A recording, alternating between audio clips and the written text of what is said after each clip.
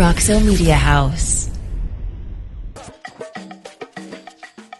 Welcome back to FORTitude, folks. J.W. Wilson, Brenton Payne. The guy in the middle here, you might have seen his face sometime or two, but he's the big cheese. He's the Chancellor Victor Boschini. Welcome, Victor, to the show. Thanks for having me. We have lots to ask you, and we'll get right to it. We know you're a very busy fellow, but I'd like to start with, have you ever been referred to as the big cheese before? Yeah, I didn't know if that was Boschini, like that was something. It's a technical term they throw around. We just went right on into the right conversation here. If the internet is to be believed, Victor, you are a Cleveland native. Is this true? That is true. It's interesting. So a Cleveland native, an MBA, an MA from Bowling Green, a doctorate from Indiana, made your way up through DePaul, Butler, Indiana, and Illinois State as this president before you hit home here. Yes, sir. You've now been here for almost 20 years, correct? This is my 20th year. In 2003, you arrived. Right. In a general sense, what was TCU then versus is now? Is there a way for you to describe what's going on from then to now? It's quite a transition, but what would it look like in your eyes? Oh, wow. Physically, it's very different. When I came, I thought it was a parking lot surrounded by a campus. And now I hope it's a campus surrounded by a parking lot. And that sounds funny, but that was a huge difference. The whole center of campus was blacktop. It was 953 spaces. And they also were so cheap, they had never done it all at the same time. So some was black, some was gray, some was gravel. And it looked like a patchwork quilt. Certainly. It didn't look bad when all the cars were on it, but the moment anyone was off of it, it looked terrible. They didn't have any trouble to financial, just the where it was in a financial place? No, or it was just the way it happened? Yeah. I don't think people but I don't think people thought about the environment as much as we do now. But they sure wrote a lot of tickets to us students back then. Yeah. It's hard to believe, yes. On that note, how much does the beautification of a campus have to do with the ability to attract students? I mean, is it, if you could break it down into percentages, what would you say? Like the beauty of the campus, the quality of the education, the party life, whatever the categories may be. Right. What's the kind of priority you think of as far as that goes? I would say the beauty of the campus is 100% because you only get one chance to make a first impression. And kids nowadays, they buy on real estate. And the only group that buys on real estate more than the regular students are athletes. Okay. Good to know. So when you first arrived, Victor, obviously you told us about the parking lot. When you arrived, what were some of your goals at that point? And tell us so far, have you accomplished these goals? And I assume you're still having more goals, but at that time, way back when, what was going through your brain when you arrived on campus? Well, I didn't have any goals because I didn't even know what I was doing. It took me like a year to learn the culture of TCU. But when I was hired, the board only wanted me to, they specifically said, we have two things you must do. Your two goals are, one, get us a national reputation, and two, raise money. And so those were my first two things I worked on. Fair. Did you look at that as, I don't know if I'm going to be able to do that here. Was that like a daunting task, or it was? Oh, yeah. And so what kind of plan did you put in place to carry that out, to execute that? Okay, first of all, you're making this all sound like I did it, you guys, because you love me. I know that, and I love you. But he told you. Yeah, he told me you did everything here. But it's a lot of people. I was just lucky to be along for the ride. But the one I was most worried about leading the effort in was the fundraising. The national reputation, I could tell them right away what we had to do, but a lot of people had to do it. We were 70% in-state, 30% out-of-state. And so I said to the board in one of my interviews, you can't be a national school off the backs of the kids in San Antonio. I know the people in Fort Worth think that's another state because Texas is so big, and they're not used to that. But if you were in Illinois where I was and you lived in San Antonio and you were the same distance away, it would be called Iowa. And so what I said to them is we need to get more out-of-state kids. But that was controversial because a lot of the Texans on the board, they want Texans, Sure. But now we're 60% out of state, 40% in state. We were 70% in state, 30% out of state. I've heard that. I've heard that the C in TCU stands for California because all these kids are coming from California here. A lot of California kids. The joke, the 60% out of state is 90% California. It's not, but there's a lot of California kids. Yeah. What is that? How do you do that? How do you get out there? Is it just more recruiting from those areas or going out and participating in their kind of college selection in those states? It's all that. It's all that. And then it's getting a kid like we get this loser kid from Pleasanton, and he works for you guys, but he has a good experience here. But he doesn't even see. But he has a good experience here. And then he goes back and tells a kid on spring break, that's a great place. Yeah. Because I really think students sell TCU way better than a 100-year-old guy would. I think it's funny. I think about I was your age when I came here. That is so funny. That is kind of neat. Yeah. So what does that make you now? Well, take a guess. I don't want to pursue Well, anything. when you said a loser from, and I thought you were going to refer to JW. Well, yeah, definitely. Yeah. Definitely. Your predecessor, Chancellor, is by the name of Chancellor, or was Chancellor Ferrari at the time. Sir. Do you know this man? And when you wiped him off, I'm kidding. Did you happen to know Chancellor Ferrari at the time? Were you guys friends? Do you still communicate? What was that like, that transition? Yes. Sadly, he's dead, and he died about 10 years ago, maybe. But it was a weird coincidence. Okay, Dr. Ferrari was the acting president of Bowling Green when I was a student there. I was a grad student. My favorite professor was his best friend. And I was the graduate student to my favorite professor. And I would take messages. They would write, it was before email, it was in the olden days. And they would write each other notes like, meet me for lunch at 3, or, they would joke with each other. And I would run it back and forth. So when I came here and I met Dr. Ferrari again, he and his wife were standing together, and I said, Dr. Ferrari, I don't know, you probably won't remember me, but I was your email before email, and I explained the situation to him, and he started laughing, and he said, oh, I definitely remember you. And his wife said, no, he doesn't. He's just saying it. His wife was real funny and nice, but anyway, so we got reacquainted. He didn't say, yeah.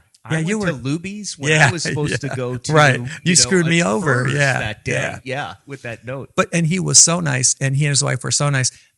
Before we moved here, they had me come and stay with them for 3 days, and I kind of went through TCU 101 with him, which was an amazing way to do it, to get it firsthand. Had you been down to this part of the country before? Oh yeah, yeah. And so, what was your impression besides the parking lot, as far as Fort Worth and just the whole feel of the campus and the city and things like that? Loved it. And when my wife and I came for the 3 days for the interview, we thought at first it was kind of fake because everybody was so nice, and I'm a Midwesterner, and I would say, like, in Chicago, they're not going to spit in your face on Michigan Avenue, but they're not going to help you either. Right. Here, they walk up to you and they help you. And so, but after we were here a while, you kind of loosen up and get used to it, and you're like, this is great. Yeah. But so, we loved We've lived in 7 different cities and many different states, and we've loved every place we lived, but we've never liked any place as much as Fort Worth. That's why we've stayed so long. One of the neat rumors about you that I think many people would say is true, not even sure if they know it, but you know everybody. You seem to know everybody and something about this person. I don't. Well, one of the things that I've always heard about you, I'd like to know if you can just confirm it, but you get to know some of the freshman class every year, the incoming freshman class. You learn a little bit about this person. Maybe it's the face, the name, a little bit about their background, because you spend time going out to the campus and meeting these kids. And I remember that happening with me for some reason. We ran into each other, not knowing each other, and this is later on in life after I had graduated. But you knew a little bit about my background. I thought that was very impressive. But you take the time to learn about your students, and you spend time with your students. You offer them opportunities to come meet you and come to the house and have little get-togethers. I've always loved that part about you. But what is it about your memory that makes you want to do these things? You really remember a lot of details that are important, I think. I have absolutely no skills. You could ask my wife that, except names and faces. And I don't know why. I've always just been good at that. And that helps a lot in this job. How many people would you say you could recognize? Thousands? Oh, no, like 40, I don't know. Yeah. 40. Yeah. I'm sure that's on campus now or through the years? Through the years. Through the years. Yeah, 40 total, yeah. What if someone were to ask you about your daily job or your daily life, how would you describe what you do on a daily basis? So for someone who's not all that familiar with a chancellorship, what does a chancellor do for a living? Okay. I say it like this. I only do 3 things. 1, I look after the health, safety, and welfare of everyone involved in the TCU community, because even though I don't have control over that, parents think you do, and so you have to. Number 2, I raise money for their good ideas. And so I never have any of these ideas, but I hear them on campus, they talk about them. And then I'm meeting someone in California someday, and they love that area. And I'm like, hey, could you give me a couple $1 million for that? And then they buy in. And then 3, I try to set a tone for TCU. And the tone I'm trying to set is there's room at the table for everybody. Absolutely. Is there a lot of pressure being the chancellor? Oh, yeah, but just like any other job. Yeah, I'm not a good detail guy, and that gets me in trouble a lot because people expect you to know. I'm also not as smart as a lot of people might be, especially if you were like in an academic setting. And I mean that sincerely. That's not one of my big strengths. And so they ask me a lot of questions that I never know the answer to. And from like, what's the movie in the blue this weekend? I'm like, yeah, I definitely know that. To like, how do you do a quadratic equation? Sure. Neither of which I know. What would you say, Victor, are your strengths in this occupation? Wow, I would say that's up to you all to decide. Yeah, that I wouldn't know that. Or if I did, it would sound braggy. Well, maybe here's another question, not the same, but what are some of the biggest challenges you face? Is it parents? Is it money raising? Probably a little bit of the same, but what are some things that you really, if you do struggle with anything as a chancellor? Oh, my gosh, daily. Okay, first of all, I'm a worrier and a big anxiety person, so that's really not a good. Yeah, it's really not a good combo for this job. And so, yes, I do. Many things. The biggest thing I worry about is safety, and not even physical safety, but that too, but mental, all that, because basically TCU is a city. We have everything a city has except a fire department, and we're right next to one. We have a police department. We have hotels. We have restaurants. We have entertainment places. All this is called TCU. And then put in there 12,000 students and 2,800 employees. And of those 12,000 students, 6,000 of them are boys who are 18, and you have a recipe for disaster right there. I can't imagine. I was thinking about that as, I keep thinking as we're sitting in this beautiful office, I keep thinking of the scene from Animal House and wondering if there's any dreaded fraternity, that exists that just as a worrier, you're home or you're going to your dinner tonight and just thinking, oh, those, I won't even say a Greek ABCs, name, but those ABCs are just, they've really got me going here, No, and that part I don't worry about because maybe I was in one and I feel it all works out in the end. Sure. Yeah. Sure. Yeah. And I also think the one thing I'm not is an overreactor, and a lot of people are overreactors to a lot of things nowadays. And I'm like, most things work themselves out. Most people are rational and have common sense. It might take them a while to get there, but they do. On that, you had to get through the pandemic. And so what kind of challenges did that throw your way, and what was your kind of strategy for that? Oh, that was huge. And everybody was not everybody, a lot of people were really angry during that, especially in the first year of it. And I joke, I said there were three groups of people. There was one group of people that ran away from me, and they're the ones I'm really that's still bitter about, And then there was a small group of people who tried to run over me and were really mad, and they made me mad too. But sorry about that. At least they were honest. Yeah, but at least you were honest about it. And then there was an even smaller group of people who stood with me and were like, "We can do this. We can make this happen." And that's the group I really cherish nowadays. But it again, just like everything else, you know what? It all worked out. Yeah.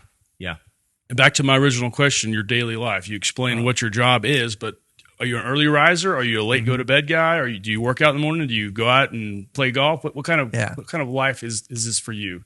I am, I always say charity golfer, in that I only golf at charity events because I have to, and with charitable men because my real friends are good golfers and don't want to golf with me.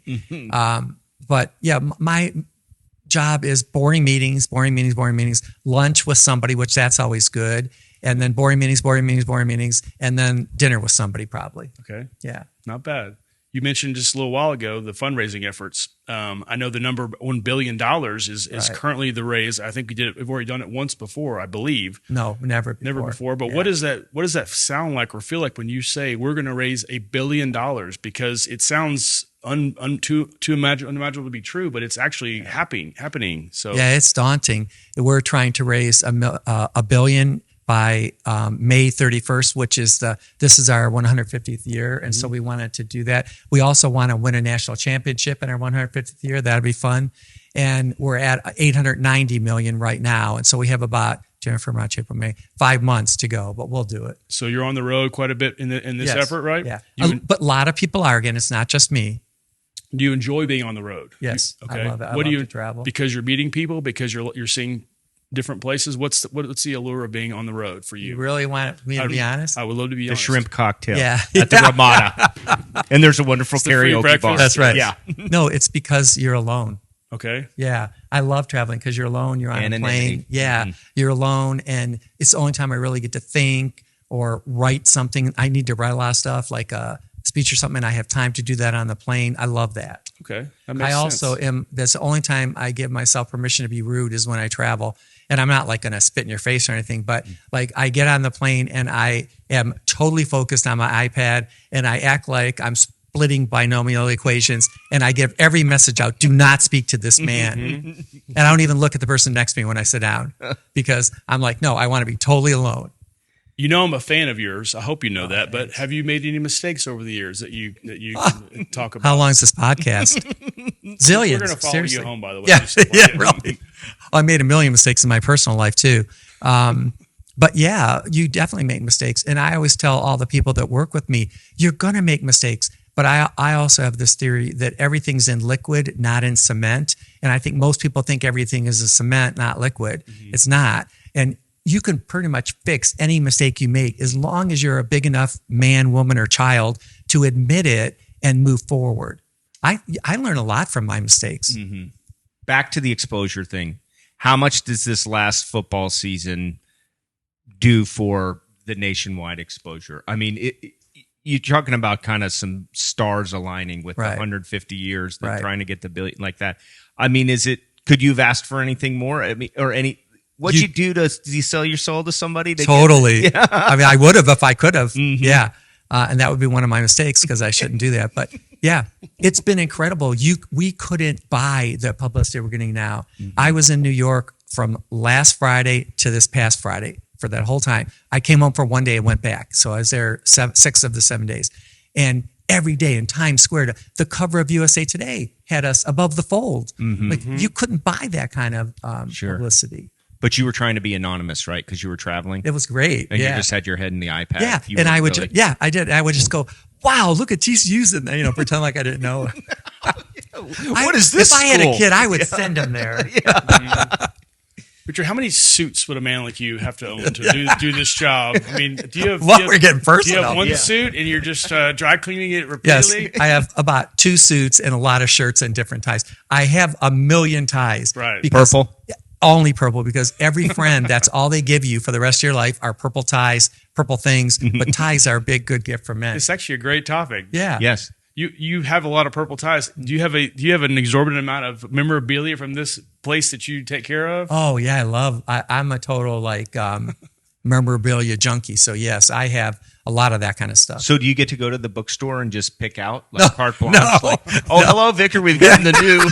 Yes. You know, Here's the Andy new- Dalton jersey. Yes. You don't have that one yet, do you? I actually do, but no, you don't get to do that. don't? That's not good. But What are some of the perks of being the chancellor? Do you get a golf cart ride around campus? What is it? okay, that is a perk. Like if I call the police, they will take me somewhere in a golf cart. Yeah. And I actually do that once in a while, but not a lot because I'm a big walker. Okay. And I don't work out because that's my only exercise I get then is walking. So I never do the elevator. I always do the steps, and I always try to walk around campus.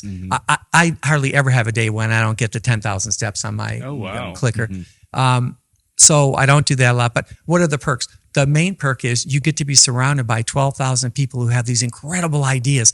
Like I can't imagine if I worked at IBM or Xerox or something, it could possibly be like this. I work in a park. I work with 12,000 people who have amazing ideas that are crazy and fun and serious. And then you have these faculty members who are all brilliant and, have these speeches and things I love going to and I love learning. And I like to be a lifelong learner, and this is a perfect environment for me. Do people recognize you as you walk around campus? Fair question. No. But some do, surely. Yeah, somebody might. Yeah. Do they approach you? Do they stop you? Are they afraid of you when they see you coming? You'd have to ask them, but I don't think so. But yeah. And also, I teach one class every year. And one of the reasons I do this, because I love it, but you also know those kids. Then for 4 years, everybody who dumps them, everybody they date. Then when their brother and sister come to TCU, they bring them in and introduce them. And so you build this group of people Surely. It's What fun. is the class you teach?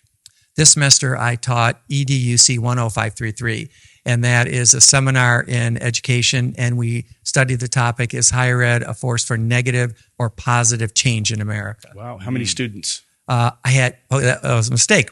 I only want 16 in that class. And so I only open up 2 slots. A lot of professors do this in every orientation. So the last kids in the 8th one, they don't get punished.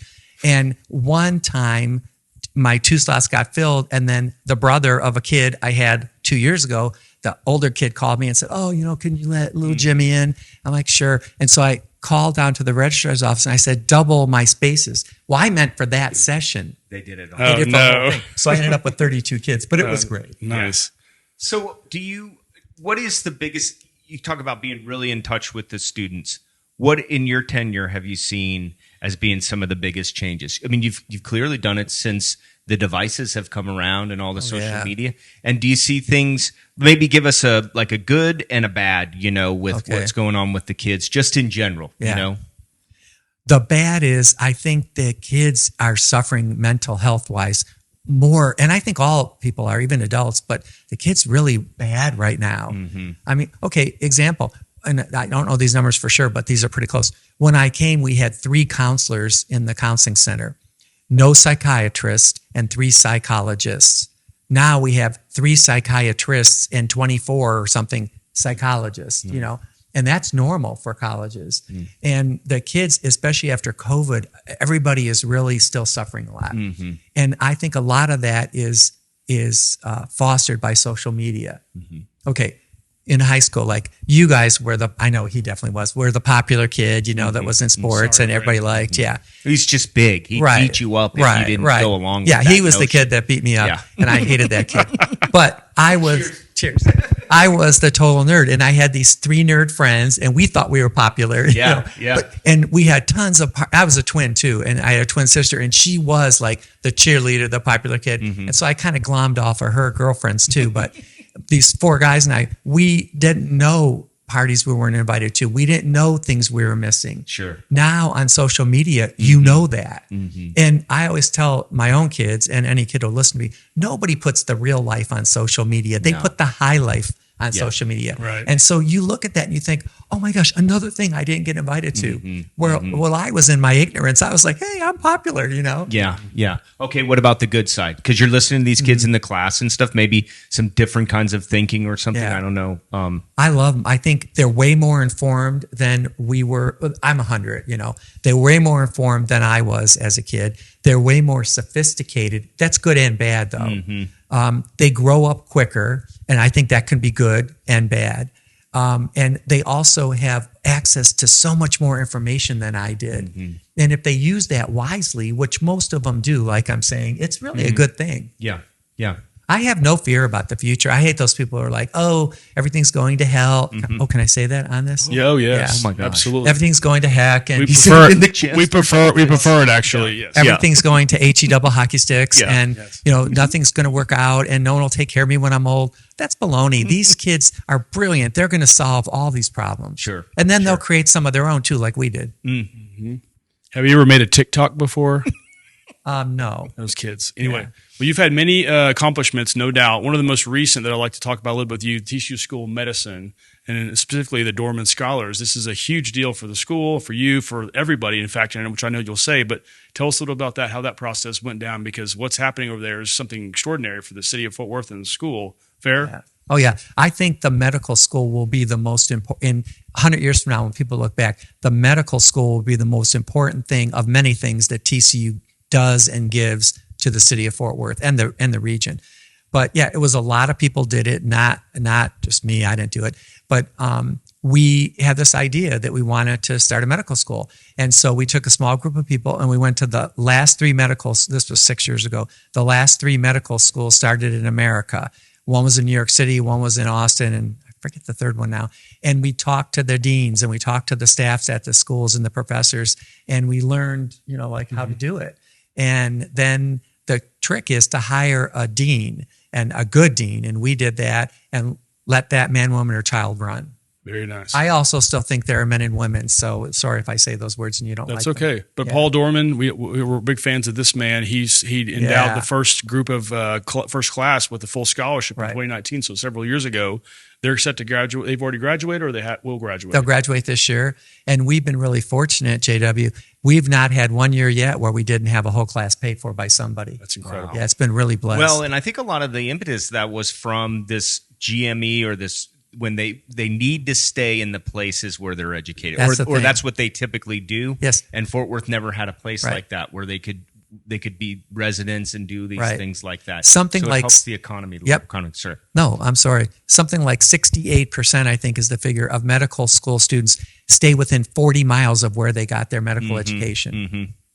I think a lot of that is due to the chancellor and the love that they've had to a lot of the chancellors on the various campuses. Yeah, I think that's probably it. They say for me. Yeah. They say for me. A lot of people say that, but no, because it just makes sense. You do your residency in a hospital here, and then you get to know the other doctors. You get to be a part of the medical community, and your husband or wife says, "Why would we leave? We're part of this already. Let's stay." How do you keep the jocks from picking on the medical school students? Oh, because it's different nowadays. Because the jocks aren't the jocks like they used to be. Oh, okay. Yeah. Not like JW's. No, Right, they right. Guys were. like us they're gone. Yeah, Yes, they're so, gone. As for sure. As a dying breed. Yeah. Those who know you, Victor, we are a man of lots of energy. You're always at the events. You're doing things. You're traveling. You're always going. It seems like. Salary aside, what drive? That's a joke. But salary aside, what drives you? What gives you all this energy to do all these things? My dad was very energetic. I grew up poor, and my dad was very energetic and a very hard worker.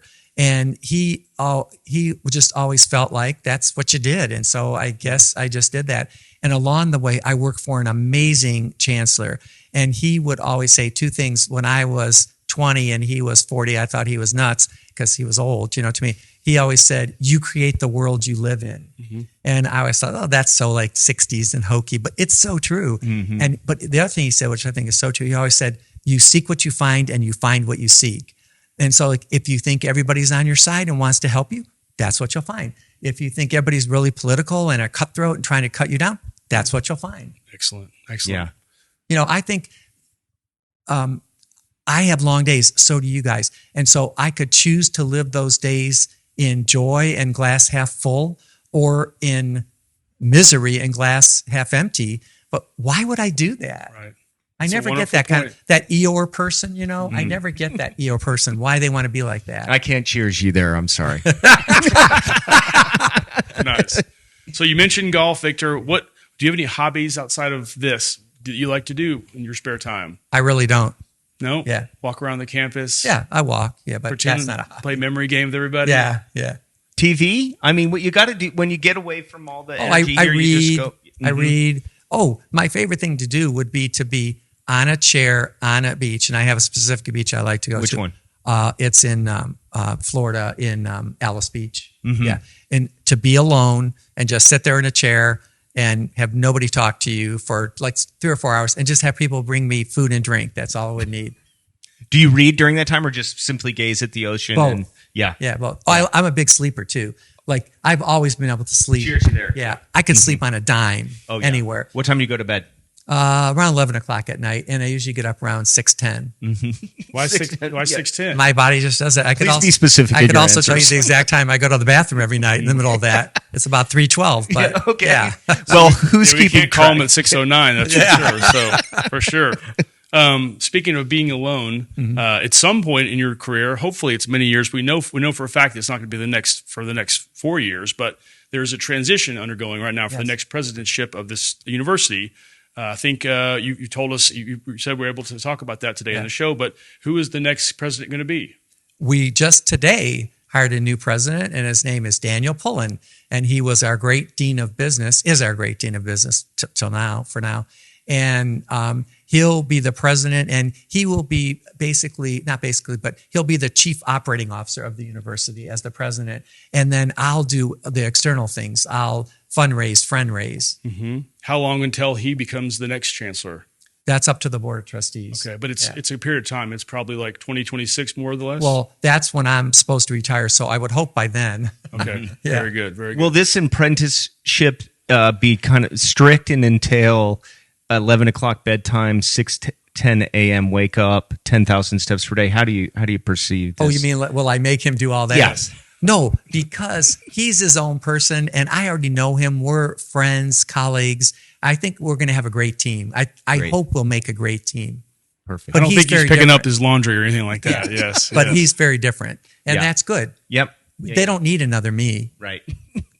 And then the future for TCU, you mentioned that 100 years from now, do you have a vision of this place in the next, say, 5, 10, 20 years or anything like that go on in your brain? Oh, absolutely.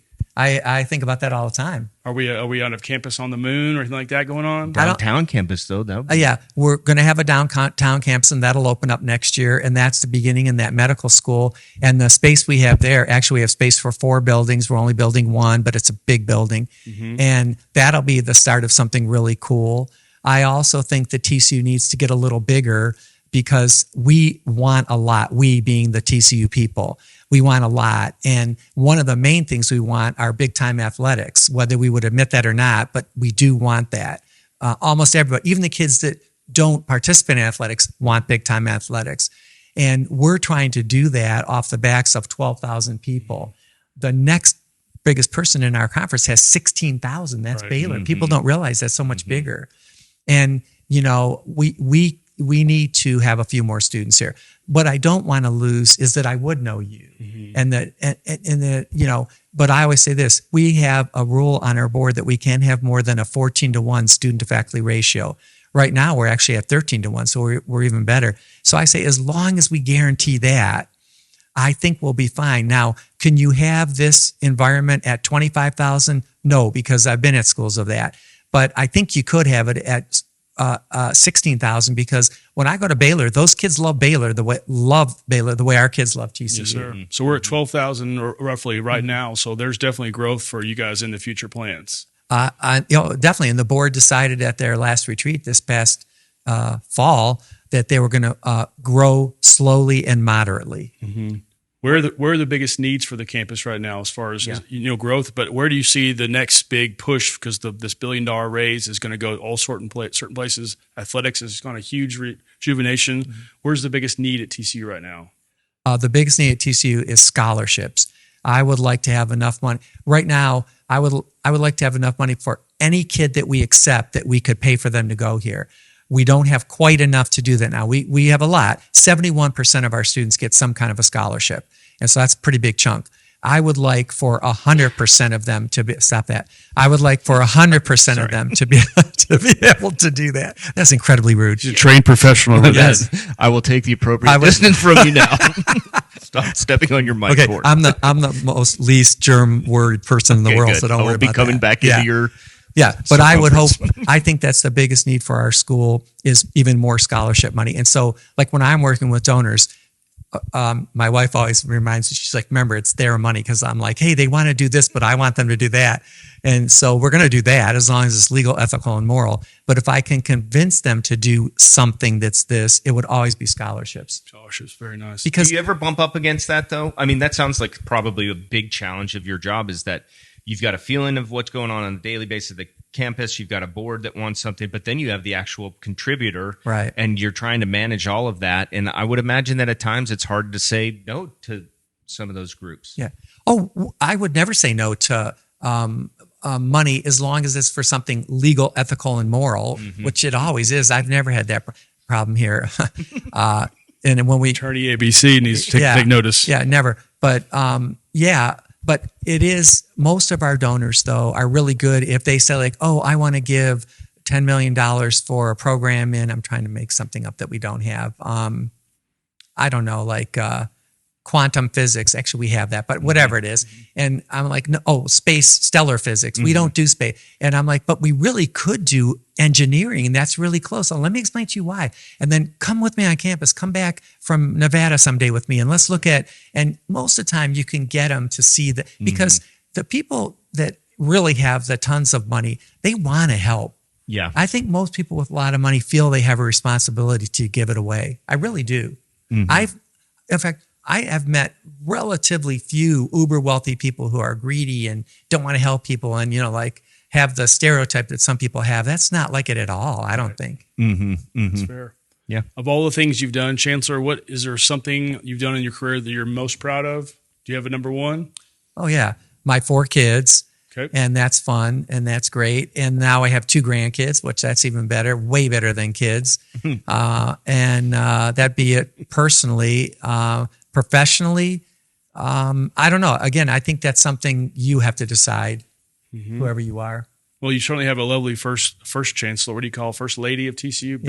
Yeah, I'm she's, so blessed. She's a lovely lady. Yeah. You married well. It takes Met her at 2. college, correct? Takes 2 to do this. We met at a college where we were both working. Very nice. Yeah. How did you connect? If you mind me asking, is that too personal a question? Very, but I'll answer it anyway. That's none of your damn business, but I will answer it. Please continue to talk to him in this manner. I love it. We both worked at the same school. She was in admissions and I was in student life. Okay. And we had the same boss, and our boss had a dinner party on this first Saturday night when we were there and invited, of course, both of us.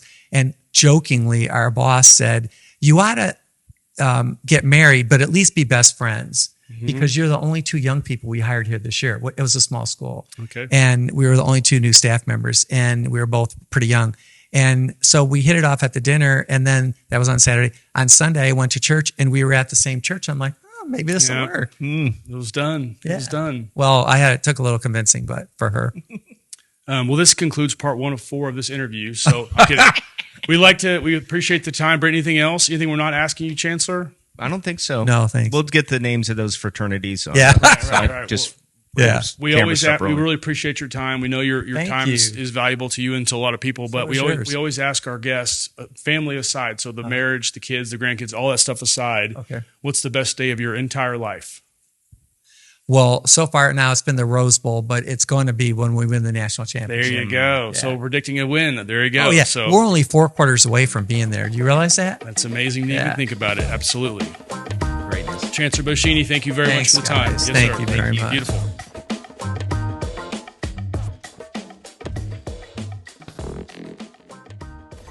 Roxo Media House.